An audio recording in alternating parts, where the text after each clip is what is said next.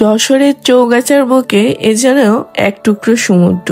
যত দূর পর্যন্ত চোখ যায় তত দূর পর্যন্ত শুধু পানি আর পানি, যেখানে গেলে কক্সবাজারের ফিল পাওয়া যায়। হ্যালো এভরিওয়ান, আসসালামু আলাইকুম, welcome back to my new another blog. আজকে চলে যাচ্ছি চৌগাছার সেই মিনি মিঠামাইন বা কক্সবাজারের কুয়াকাটা, যেটাই বলেন না কেন সেখানে। এটা যেতে লোকেশন হলো নিমতলা বাজার থেকে ডান হাতে যে রোডটা চলে গেল সেই সাইড দিয়েই চলে যেতে হবে বেশ কিছু দূর। এই রোডটার অনেকগুলোই ব্যাগ আছে, কিন্তু আমি খেয়াল করলাম যতগুলোই ব্যাগ আছে সব ব্যাগগুলোই কেন জানি বাম দিকে গিয়েছে। ফাইনালি আমরা কিছুটা দূর থেকেই উপলব্ধি করতে পারছি এটার এরিয়া কতখানি। যেহেতু আমরা সকালবেলা গিয়েছিলাম একদম পুরা রোডটাই ফাঁকা ছিল, কিন্তু বেশ কিছুদিন ধরেই নাকি এখানে প্রচুর আকারে ভিড় হয় বিকালের টাইমে। কিন্তু বিকালের দিকে গেলে এই সৌন্দর্যটা উপভোগ করতে পারতাম না, তাই আমরা খুব সকালেই চলে গিয়েছিলাম। রাস্তার সাইড দিয়ে শুধু পানি আর পানি। মাঝখানের এই রোডটা যেহেতু পিচ রোড, সেহেতু এই লোকেশনটা আরো বেশি সুন্দর দেখাচ্ছে। এদিকে আসতেই দেখলাম এক ঝাঁক পাখির দল উড়ে গেল। মনে হচ্ছিল ছুটে যেয়ে আমরা পাখিগুলো ধরে নিই। যেহেতু খুব সকাল, খুব লোকজন এখানে কম, আস্তে আস্তে এখানে লোকজন বেশি হচ্ছিল। বাইক থেকে নেমেই আমি একটু ভিডিও করে নিচ্ছিলাম। আসলে এই জায়গাটায় এত পরিমাণ বাতাস, চারিদিকের পানির জন্য এখানকার বাতাসগুলো খুবই শীতল। যত দূর পর্যন্ত চোখ যায় তত দূর পর্যন্ত শুধু পানি আর পানি।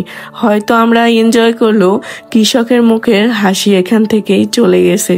অনেকের অনেক আবাদ ডুবে গেছে, যেগুলো তাদের স্বপ্ন ছিল।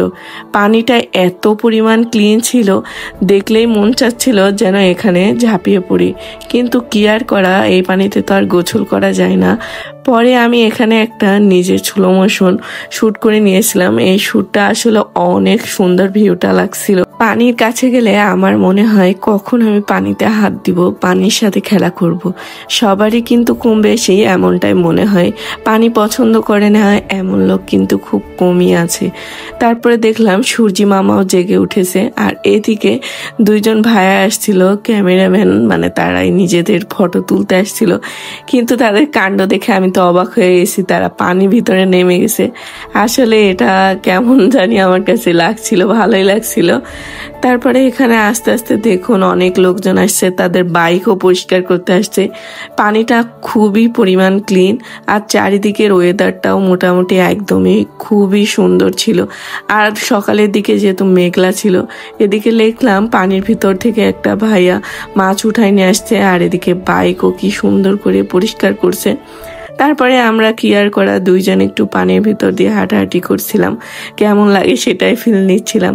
তারপরে সে তার বাইকটা এখন ধোয়া শুরু করবে, যেহেতু অনেক কাদা লেগে গেছে বৃষ্টির কারণে। আমাদের বাসার সামনেই মিনি কক্সবাজার হয়ে গেছে। সবাই এখানে আসলে আসলে অনেক সুন্দর একটা টাইম কাটাতে পারবে। দেখতে আসলে অনেক ভালো লাগছে, এখানে গেলে আর আসতে মন চাইবে না। এদিকে একটা ভাইয়া মাঝখানের দিকে চলে যাচ্ছে সাঁতার কাটতে কাটতে। সেও বাইকটা সুন্দর করে পানির একটা ভিউ ছিল, আর আমিও একটু সুন্দর করে ভিডিও ক্লিপ নিয়ে নিলাম। পানির কাছে আসলেই মন চায় যে সবসময় এখানে বসে থাকি, আর বাসায় যেতে মন চায় না। তারপরও কি আর করা, বাসায় তো চলেই যেতে হবে। অবশ্যই আপনারা এখানে ঘুরতে চলে যাবেন। এটার লোকেশন ফুলসারা গ্রামে। আর বাই বাই।